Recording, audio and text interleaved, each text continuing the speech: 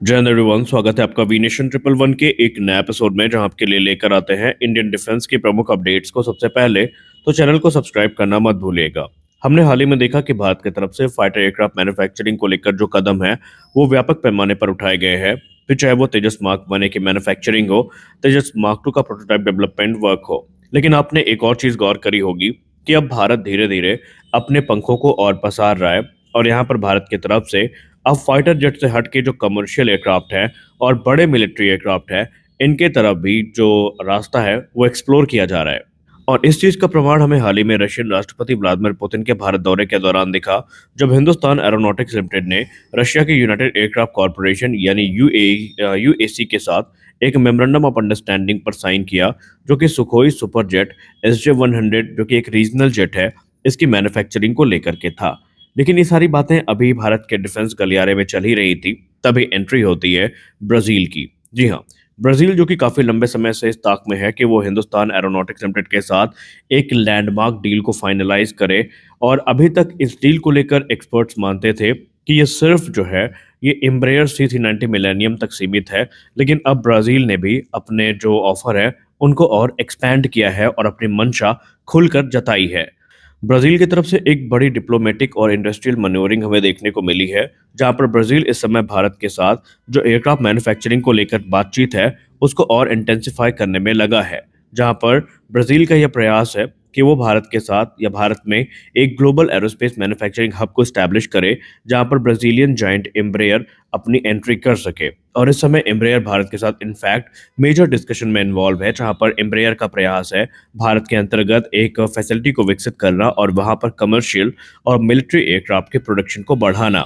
In fact Bharat में ये local production line Bharat को भी काफी हित तो देंगी। इस चीज को ब्राजील समझाने में भारत को लगा हुआ है। और ब्राजील के इस कॉन्फिडेंस की वजह, जैसे कि मैंने पहले भी कहा कि भी हाल ही में यूनाइटेड एयरक्राफ्ट कॉरपोरेशन के साथ साइन की गई MOU है, जिसके अंतर्गत संभावित है कि आने वाले भविष्य में भारत में हमें SJ-100 जैसे जो रीजनल जेट्स हैं ये बनते दिखाई पड़े। और ये भारत की उस नई स्ट्रेटजी को भी दिखाता है, जहां पर भारत अपनी पार्टनरशिप को और डाइवर्सिफाई करना चाहता है।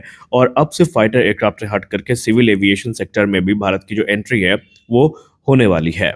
ये इसका भी एक प्रमाण है। हालांकि अगर हम HAL और UAC के पैक्ट की बात करें तो ये 27 अक्टूबर 2025 को मॉस्को में साइन किया गया था, जहां पर पहली बार सिविलियन एयरक्राफ्ट जो कि खासकर पैसेंजर एयरक्राफ्ट आप इनको कह सकते हैं, दोनों देशों के बीच में इनके मैन्युफैक्चरिंग को लेकर बातचीत हुई है। वरना अगर हम देखें तो इतिहास में भारत रूस के साथ मिग और सुखोई जैसे फाइटर जेट्स को बनाता रहा है।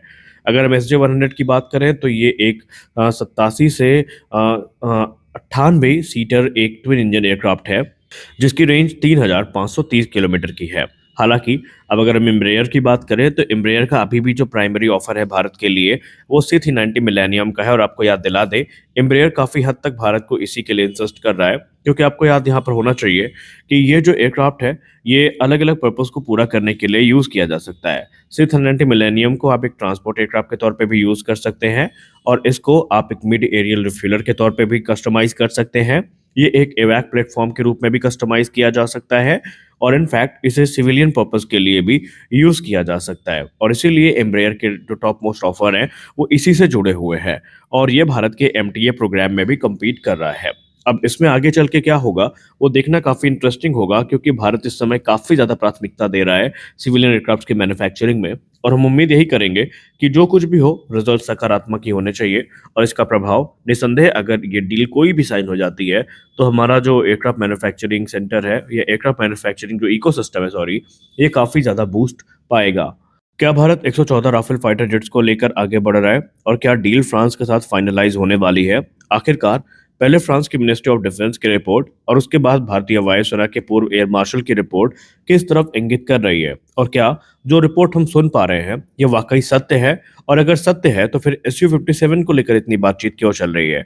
आइए इस कंफ्यूजन को दूर करते हैं और जानते हैं कि इस न्यूज़ को कहां से आगे हवा मिली और ये न्यूज़ कहां पब्लिश करी गई थी, और उसके बाद हम जानेंगे कि उसमें एक्चुअली क्या कहा गया था और किस प्रकार से इस न्यूज़ ने पूरे डिफेंस कम्युनिटी को भ्रम में डाला है। इसको भी हम डिस्कस करेंगे। हाल ही में भारतीय वायुसेना के पूर्व air marshal Anil Chopra sir ने यूरेशियन टाइम में अपनी एक रिपोर्ट को पब्लिश किया था। इसमें उन्होंने डसाल्ट एविएशन को किस प्रकार से MRFA में एडवांटेज है इस पर चर्चा करी थी। उनका ये सिर्फ कहना था कि एमआरएफए में अभी भी डसॉल्ट एविएशन एक स्ट्रांग पोजीशन में है, क्योंकि वो जानती है कि भारतीय वायुसेना एक नए फाइटर एयरक्राफ्ट टाइप को लेकर के लॉजिस्टिकल बर्डन में नहीं पड़ना चाहेगी और पूरा इकोसिस्टम नए सिरे से तैयार करने के लिए बिल्कुल भी तैयार नहीं होगी। और इसीलिए air marshal Anil Chopra sir ये मानते हैं कि संभावित है कि भारतीय वायुसेना कम समय में ज्यादा फाइटर एयरक्राफ्ट को पाने के लिए और अपनी गिरती स्क्वाड्रन क्षमता को बचाने के लिए एडिशनल राफेल जेट की तरफ जा सकती है। और ये डील भारत के लिए सुगम होगी, क्योंकि ऑलरेडी फ्रांस धीरे धीरे करके अपना पूरा का पूरा डसॉल्ट एविएशन का जो इकोसिस्टम है ये भारत में ला रहा है। और इसका मतलब ये है कि ये एयरक्राफ्ट ज्यादा रफ्तार से भारत में बनाए जा सकेंगे, भारत की रिक्वायरमेंट पूरी की जा सकेगी। अनिल चोपड़ा सर ने ये भी कहा कि ये एक गवर्नमेंट टू गवर्नमेंट डील हो सकती है नए राफेल फाइटर जेट के लिए, क्योंकि भारत पहले भी एक लंबे और काफी ज्यादा कॉम्प्लेक्स टेंडर प्रोसेस में फंसा हुआ है और भारत एक बार फिर से उस पर नहीं जाना चाहेगा। और ऐसे में यहाँ पर भारत के लिए राफेल डील एक क्लियर एडवांटेज लेकर आएगा, क्योंकि ऑलरेडी हम इनको ऑपरेट करते हैं। उन्होंने ये भी कहा कि जहां तक उनके सोर्सेज ने उनको इन्फॉर्म किया है, भारत और फ्रांस के बीच में निगोशिएशंस काफी लंबे समय से चल रहे हैं। कुछ ऐसे एस्पेक्ट हैं जिनमें अभी सहमति नहीं बन पाई है, और जैसे ही सहमति बनती है ये डील फाइनलाइज हो सकती है।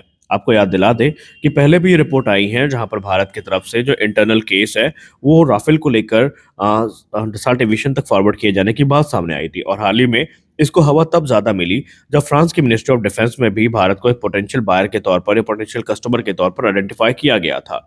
अब इसकी रियलिटी क्या है? देखिए, हम सब जानते हैं कि एमआरएफए में अब सिर्फ दो ही कंटेंडर हैं। एक है डसॉल्ट एविएशन, राफेल F4 और F5 के साथ compete कर रहा है। दूसरा है यूनाइटेड एयरक्राफ्ट कॉर्पोरेशन, जो कि अपने Su-57 फैलन के साथ कर रहा है।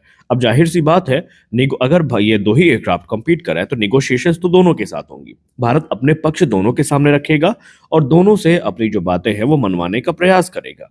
तो अब आने वाले भविष्य में हो सकता है कि आपको ये भी सुनने को मिल जाए कि हम Su-57 को लेकर निगोशिएट कर रहे हैं। तो इसमें कोई भी हतप्रभ होने या चौंकने वाली बात नहीं है।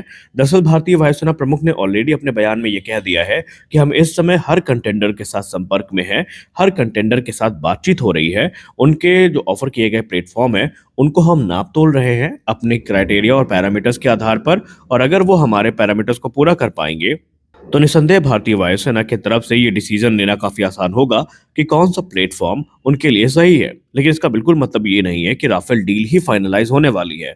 हम ये जानते हैं कि राफेल के चांसेस सबसे ज्यादा हैं, और भारत निसंदेह ये बात भी सच है कि एक नए फाइटर टाइप की तरफ नहीं जाना चाहेगा, क्योंकि ऑलरेडी भारत डाइवर्स फ्लीट को ऑपरेट करने में और उनको मेंटेन करने में काफी स्ट्रगल कर रहा है। और ऐसे में एक और नए फाइटर टाइप की तरफ जाना हमारे लिए थोड़ा दिक्कत का सबब तो हो सकता है।